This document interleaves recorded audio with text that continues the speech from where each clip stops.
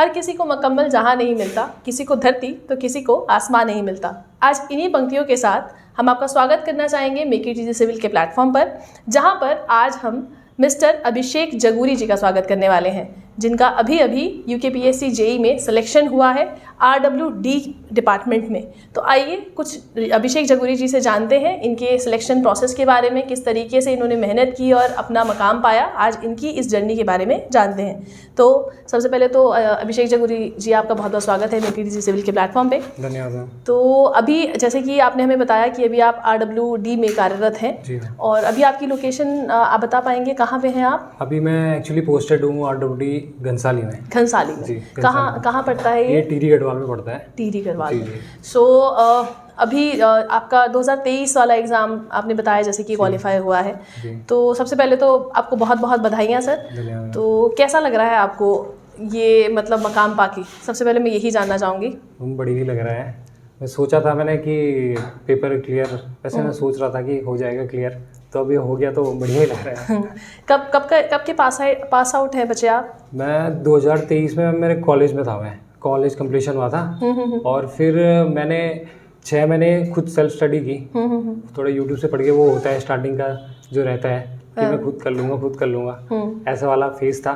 बाद में जब मेरे को कुछ रियलाइज़ हुआ कि मैं ज़रूरत से ज़्यादा चीज़ें कलेक्ट कर रहा हूँ अपने पास, जो जैसे कोचिंग में होता है, कोचिंग में एक प्रिसाइज पढ़ाते हैं आपको कि ये आपके एग्ज़ाम में आएगा, ये ऐसा हो सकता है, तो वो मैंने ज़्यादा पढ़ लिया था। तो इसलिए फिर मैं बाद में मैंने कोचिंग डिसाइड की। तो मेरे को एक हमारी मैम है, अभी वो में पोस्टेड है कॉलेज में, तो उन्होंने बताया था कि इंजीनियरिंग मास्टर नाम से एक वो है कोचिंग, तो वहाँ आप ज्वाइन कर सकते हैं। तो तब मैंने वो ज्वाइन किया। ग्रेट। तो मतलब आपका ऑल इन ऑल जो सफ़र रहा है इंजीनियरिंग मास्टर्स पे, वो काफ़ी रिकॉग्नाइजेबल है कि मतलब काफ़ी अच्छा लगा आपको वहाँ पे।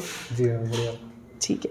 तो मेरा दूसरा क्वेश्चन ये रहेगा आपसे, आप जैसे आपने बताया कि आप जस्ट पास आउट थे और आपका सिलेक्शन हो गया, तो ऐसा मान सकते हैं कि ये फर्स्ट अटेम्प्ट था आपका एग्ज़ाम का, है ना? हाँ, मैम बोल सकते हैं कि फर्स्ट टाइम था। मतलब तैयारी तो मैं कर रहा था, कॉलेज के लास्ट जो फेस होता है उससे तैयारी कर रहा था, बट बोल सकते हैं क्योंकि मैंने SSC के पेपर दिए थे, दो पेपर दिए थे, एक में तो क्लियर हो गया था, बट मैं चाहता था कि मैं SSC वाले फेज़ में जाऊँ, SSC प्री मेंस क्लियर करूँ, बट UKPSC भी बीच में आ गया था, और फिर ये उत्तराखंड वाला चीज़ हो ही जाता है कि अपना घर पास में है, तो ये उत्तराखंड के लिए तब मैंने, इसलिए घर वालों ने भी बताया, तो तब मैंने इसकी तैयारी की।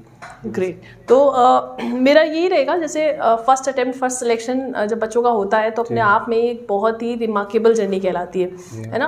क्योंकि काफ़ी बच्चे ऐसे होते हैं जो 5-5, 6-6 सालों से लगे हुए हैं कि नहीं यार हमें UKPSC ही चाहिए, है ना? जैसे अब AE की पोस्ट देखी या JEE की, तो क्या आप हमें बता पाएंगे आपने ऐसे कौन से टिप्स एंड ट्रिक्स ट्राई किए इस फर्स्ट अटेम्प्ट को पाने के लिए, जो बाकी बच्चों के लिए भी थोड़ा फ्रूटफुल रह पाए? टिप्स एंड ट्रिक्स से मैं ये बताना चाहूँगा कि जो बच्चे थे 4-5 साल से तैयारी कर रहे थे, तो उनके साथ मैंने कोचिंग की और उनके साथ मैं रहा, मतलब जैसे उनकी बातें रहती थी तो उनको देख के ही अलग से एक डेडिकेशन आ जाता था कि इनका जब ये 4-5 साल से इतनी मेहनत कर रहे हैं और फिर भी हार नहीं मान रहे हैं, तो उनको देख के मेरे को और एक एनर्जी आती थी कि मुझे पहले उसमें क्लियर करना है उसमें पूरे, क्योंकि मैं उस फेज़ तक जाना ही नहीं चाह रहा था। मैं चाह रहा था कि अपनी एनर्जी हाई रखूँ, जितना मेरे से हो सके मैक्स टू मैक्स एक ही उसमें अटैम्प्ट में लगा दूँ, ताकि मुझे आगे वो न करे। और ये मेरे लिए एक अच्छी चीज़ रही कि मैंने अपनी एनर्जी पूरी फोकस्ड वे में दी वहाँ और वो क्लियर गया। और टिप्स की बात तो मैम ऐसा है कि जैसे मेरा ऐसा था कि जैसे मैं कोचिंग जाता था तो उसके डायरेक्ट बात लाइब्रेरी वाली थी, तो कोचिंग भी मेरे को, मुझे लगता है कि एक किस्मत बोल सकते हैं कि सही कोचिंग मिली। और जैसे ही लेक्चर कंप्लीट हुए उसके बाद उसी लेक्चर के क्वेश्चंस नोट्स बनाता था, और नोट्स के साथ साथ उसी टॉपिक के जो क्वेश्चन रिलेटेड है तो उस क्वेश्चन लगाता था, और बस ये। ग्रेट। तो मतलब ऑल इन ऑल आपने फुल यूटिलाइजेशन किया उस कोचिंग का। मतलब कोचिंग पढ़ना ही इम्पॉर्टेंट नहीं है, कोचिंग का यूटिलाइजेशन भी बहुत इंपॉर्टेंट है भाई। एक नई चीज़ आप लोगों को पता चली है, एंड आई होप आप इसको यूज़ करेंगे अपने एग्जाम को क्रैक करने के लिए। फर्स्ट अटेम्प्ट में अगर आपको क्रैक करना है इन दैट केस, और लॉन्ग जर्नी के लिए नहीं जाना है। हालांकि हम इस चीज़ को वो नहीं करते हैं, हर किसी की जर्नी बहुत अलग होती है, किसी को समय लग जाता है, क्योंकि अगर पोस्ट ही कम है तो सबका सिलेक्शन होना तो वैसे भी पॉसिबल नहीं है। बट हाँ, ऑल इन ऑल ऑप्टिमिस्टिक अगर आप जितना रहेंगे और जितना अपने आप पे फोकस करेंगे और जितना आप जिसे कहते हैं जो कराया जा रहा है उसको यूटिलाइज भी करेंगे, तो definitely there is a fair possibility to get selected.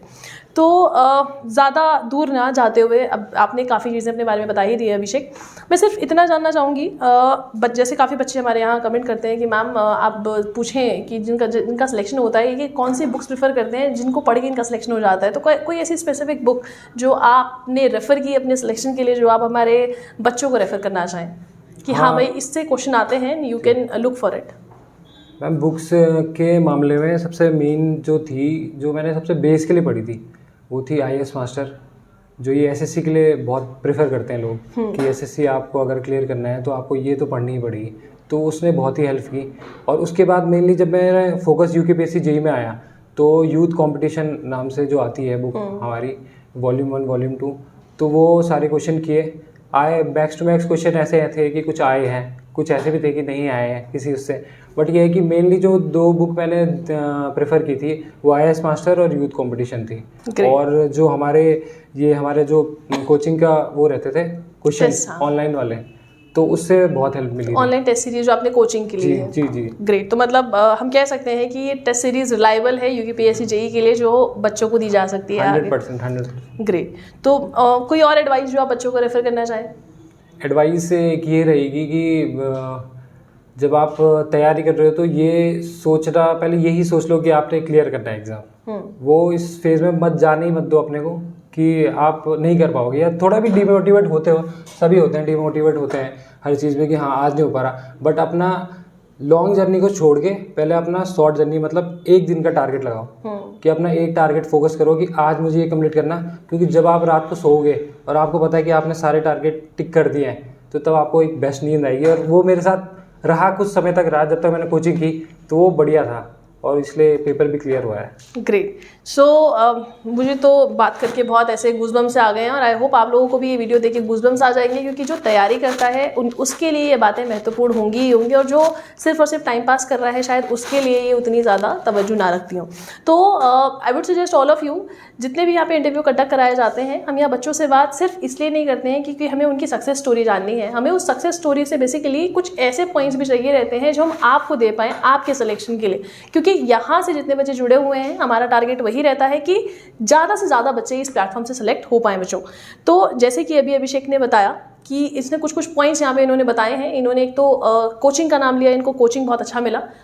हालांकि वो हर किसी बच्चे का अपना परसेप्शन होता है, अगर कोई YouTube से भी फ्री ऑफ कॉस्ट पढ़ रहा है तो वो उसकी अपनी फ्री विश है, तो हम किसी को ऐसा नहीं कह सकते कि आप आइए और यहाँ से पढ़ें, तो इट्स कम्प्लीटली फ्री विल। साथ ही साथ इन्होंने कुछ टेस्ट सीरीज़ का जिक्र किया। देखिए, आप जब पढ़ते हैं तो टेस्ट का रोल बहुत ज़्यादा इंपॉर्टेंट हो जाता है, क्योंकि जो हम स्टडीज़ गेन कर रहे हैं उसको इम्प्लीमेंट करना बहुत ज़रूरी है। चाहे आप कहीं से भी पढ़ें, जो भी आप पढ़ाई कर रहे हैं आप उसको इम्प्लीमेंट करना भी सीखें, वो ज़्यादा ज़रूरी है। और यही फर्स्ट अटेम्प्ट फर्स्ट सिलेक्शन का एक मास्टर पीस यहाँ पर हो सकता है, क्योंकि जैसे आपने बताया, आपने टॉपिक पढ़ा और इंस्टेंटली उसको जाके क्वेश्चन लगा लिया और क्लियर कर लिया, है ना मैम? वो थे कि जब आपका क्लियर हो गया, क्वेश्चन सब हो गया, आपने नोट्स बना दिए हैं, एक हिमांशु सर ने बताया था कि शॉर्ट नोट्स जो होते हैं, शॉर्ट नोट्स, एक आप उस समय आप बिल्डिंग मटेरियल पढ़ाते थे तो आपके जो आप पढ़ाते थे तो उसके भी शॉर्ट नोट्स बनाए थे, तो शॉर्ट नोट बहुत ही ज़्यादा हेल्प किया, क्योंकि लास्ट टाइम में आप कुछ नहीं कर पाओगे, सारी बुक खोल के नहीं बैठोगे, कुछ नहीं बोलोगे, बस ये जो आपके 2-3 पेजेस हैं उसी को आप देखोगे, शॉर्ट नोट्स। और यही चीज़ हम लोग अपने बच्चों को आजकल बता रहे हैं, शॉर्ट नोट्स और short hands, how they can help you to crack your exam.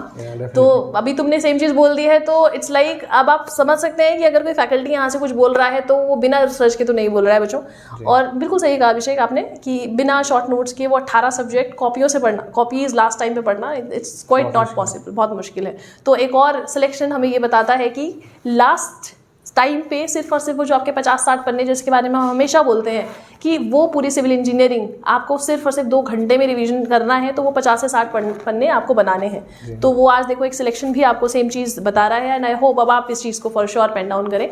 तो अभिषेक, आपसे बात करके बहुत अच्छा लगा, and thanks for coming to our online platform.